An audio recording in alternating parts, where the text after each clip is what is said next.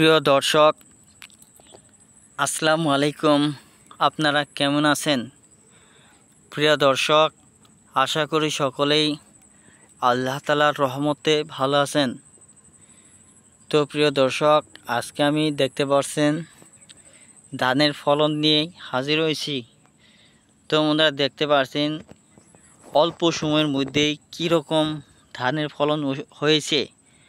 আপনারাও যদি আপনাদের জমিতে এরকম ধানের ফলন করতে চান তাহলে অবশ্যই আপনাদেরকে পরামর্শ নিতে হবে অভিজ্ঞ কৃষকদের কাছ থেকে, যারা ধান চাষ করে বিপুল পরিমাণ অর্থ হাসিল করেছে, লাভবান হতে পেরেছে এবং কি যারা লক্ষ লক্ষ টাকা ইনকাম করে গোয়াল ভরা ধান,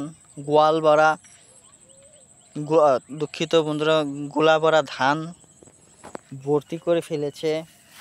এদের কাছ থেকে পরামর্শ যদি নেন তাহলেও কিন্তু বন্ধুরা আপনারাও আপনাদের জমিতে এরকম ফলন দেখতে পারবেন।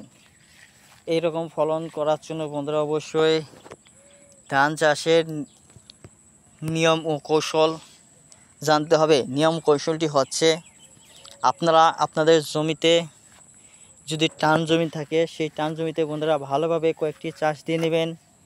তারপর বন্ধুরা টান জমিতে আপনারা বড় ধান বুনেন, ইরি ধান বুনেন, তারপর বন্ধুরা কালিজিরা ধান বুনেন, পাইশের ধান বুনেন, তারপর বন্ধুরা আমন ধান বুনেন। সবচেয়ে ভালো হবে বন্ধুরা আমন ধান বুনলে, বা এই ভালো মাটিতে বন্ধুরা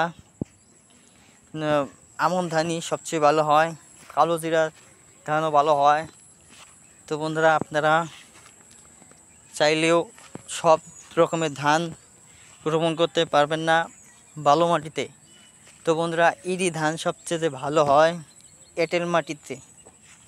ধন্যবাদ আপনাদেরকে।